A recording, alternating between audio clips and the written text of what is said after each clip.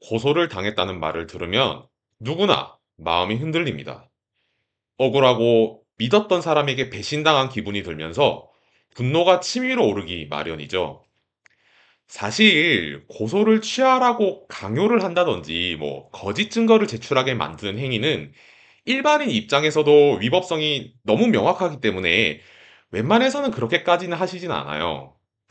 그것은 누구나 이건 위험하겠는데 라는 것을 본능적으로 알기 때문입니다. 그런데 문제는 그보다 훨씬 가볍고 감정적으로 툭 튀어나오는 말들입니다. 예를 들어, 만약 고소를 취하지 않으면 점점점 그렇게 나오면 가만두지 않겠다. 그리고 너 두고 보자. 이런 표현들이요. 많은 분들이 이런 날은 이제 그냥 화가 나서 한 우발적인 말이라고 생각하실 수 있지만 법적으로는 매우 심각한 결과를 초래할 수 있습니다. 지금부터 함께 알아보실게요.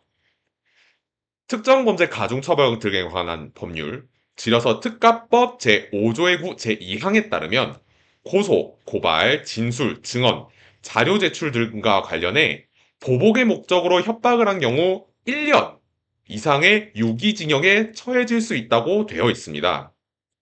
이처럼 이 죄는 단순한 협박보다 훨씬 무겁습니다. 왜냐하면 이게 수사나 재판 절차에 영향을 미치거나 그 절차에 참여한 사람에게 보복하려는 중차대한 행위로 보기 때문이에요. 그렇다면 보복 협박에 대해서 잘 알기 위해서는 협박에 대해서 정확히 아셔야 됩니다.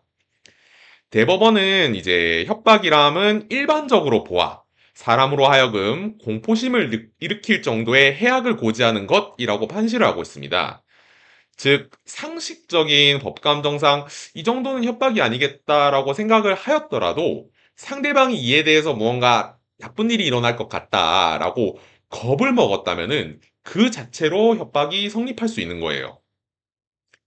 특히 보복 협박 관련해서 주의해 주셔야 할 부분이 바로 가정법적인 표현입니다.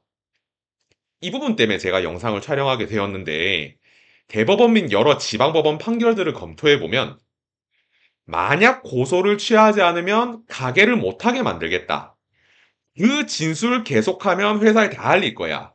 합의 안 해주면 나도 가만히 안 있을 거야. 나도 고소할 거야. 이 정도 표현에 불과합니다.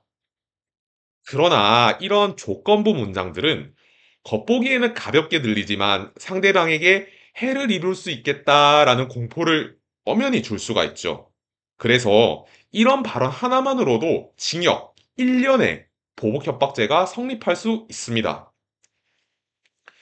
위험한 부분은 이제 보복협박죄는 방금 말씀드린 것처럼 벌금형이 없습니다. 법정형이 징역 1년 이상이에요.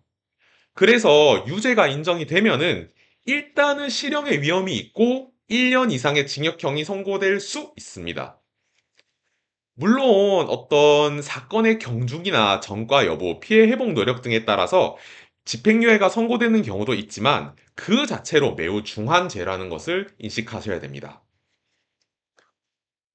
그리고 여기에서 정말 중요한 점이 있습니다.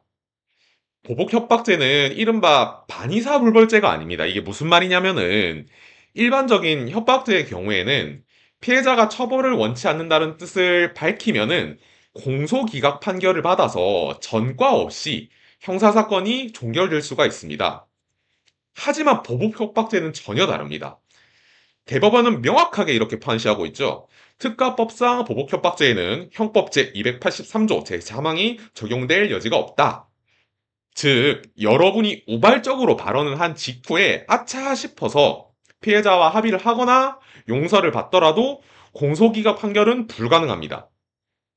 결국 한 번 피해자를 통해서 고소가 되고 기소가 되면은 아무리 피해자가 선처를 구해주고 합의서를 써줘도 형사재판은 끝까지 진행될 가능성이 높아지는 겁니다. 이 부분을 모르시고 어떻게 만연하게 생각하시다가 낭패를 보시는 분들이 정말 많습니다. 결론을 좀 지어드릴게요.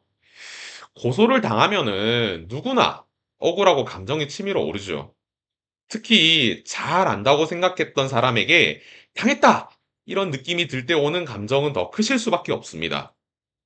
하지만 그러한 감정에 휘둘려 한마디라도 잘못된 발언을 하신다면은 그 자체가 고소 이외의 독립적인 새로운 형사사건으로 이어질 수가 있습니다.